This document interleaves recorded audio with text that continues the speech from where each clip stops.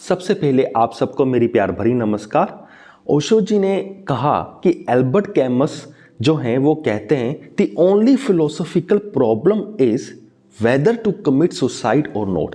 यानी कि दार्शनिक समस्या यही है, फिलोसॉफिकल प्रॉब्लम यही है कि एक इंसान सुसाइड करे या ना। ये दिखने में बहुत ही नेगेटिव थॉट लग रही है, वैसे तो है भी एक नेगेटिव थॉट ही, पर ये एक देखा जाए तो ये हम कह सकते हैं कि ऐसे आम इंसान की थॉट है जिसकी रीजनिंग पावर बहुत बढ़ गई है पर उसका स्पिरिचुअल लेवल ज़ीरो है। ऐसा मुझे लगता है। तो इससे क्या है कि वो जब एक इंसान इंटेलिजेंट हो जाता है मेंटली, तो वो देखता है कि ये क्या हो रहा है ज़िंदगी में। लाइफ तो बिल्कुल नॉनसेंस है, एक बड़ी नॉनसेंस ज़िंदगी है, उसमें कुछ हो भी नहीं रहा, सिर्फ सफरिंग ही सफरिंग है, कोई बात नहीं है, कोई कुछ दम ही नहीं है लाइफ में। तो वो सोचता है कि मैं ऐसी ज़िंदगी को काटूं या ना काटूं। जीने की तो बात ही नहीं है कि ऐसी ज़िंदगी को मैं काटूं या ना काटूं। एक दूसरे पर्सन हुए थे जिनका नाम सार्त्रे था, उन्होंने कहा the other person is hello, यानी कि दूसरा पर्सन ही नरक है।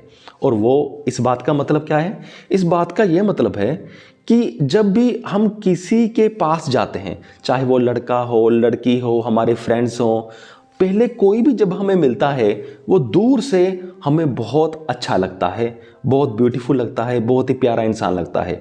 लेकिन जैसे जैसे हम उसके नज़दीक आते जाते हैं तब हमें उनकी वीकनेसेस दिखने लगती हैं, तो वही पर्सन हमें जहर की तरह लगता है और फिर हम पछताते हैं कि हम उसके पास गए ही क्यों। फिर हम उससे दूर भागते हैं, फिर हमें लगता है कि नहीं नहीं ये पर्सन बुरा है, हर कोई बुरा थोड़ा ना होगा। फिर हम किसी दूसरे पर्सन के पास जाते हैं।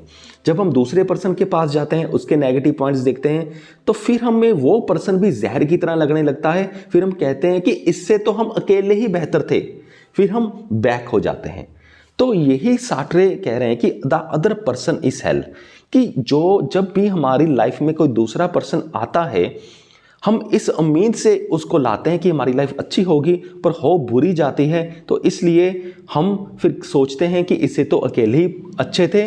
लेकिन और पर ये अनुभव अगर बार बार होता जाए 100 बार हो जाए, 200 बार हो जाए, तो फिर ऑब्वियसली ये पर्सन कहेगा कि दूसरा पर्सन ही नर्क है, कि दूसरे पर्सन को तो मेरी लाइफ में होना ही नहीं चाहिए था। तो ये एक फिलोसॉफिकल बात है, ये एक वो मन है जो बहुत ही रैशनल है, समझदार है, पर स्पिरिचुअल नहीं है। तो इसलिए उन्होंने ऐसी बात कही।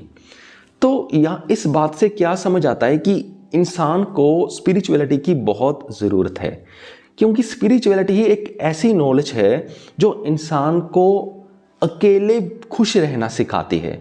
और ओशो जी कहते हैं कि जो अकेले खुश रह सकता है वो दूसरों के साथ भी खुश रह सकता है, जो अकेले खुश नहीं रह सकता वो दूसरों के साथ भी खुश नहीं रह सकता।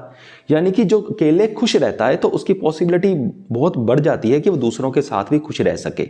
सपोज करो अब दो पर्सन है, पर्सन ए पर्सन बी, अगर दोनों को अकेले में खुश रहना आता है, दोनों को, ये मैं अपने अनुभव से कह रहा हूं, तो अगर ये दोनों पर्सन फिर साथ में रहने लगे तो ये साथ में भी खुश रह सकते हैं। तो अगर इसको अकेले में खुश रहना नहीं आता है, इसको भी अकेले में खुश रहना नहीं आता है, अगर फिर ये डिपेंडेंट होते हैं कि इसे लगता है कि मैं इसके साथ खुश रह सकता हूं, इसे लगता है मैं इसके साथ खुश रह सकता हूं, और फिर ये अगर एक साथ में रहने की कोशिश करते हैं तो फिर बवाल ही खड़ा होगा, कोई भी खुश नहीं रह पाएगा, दोनों में लड़ाई झगड़े होते ही रहेंगे।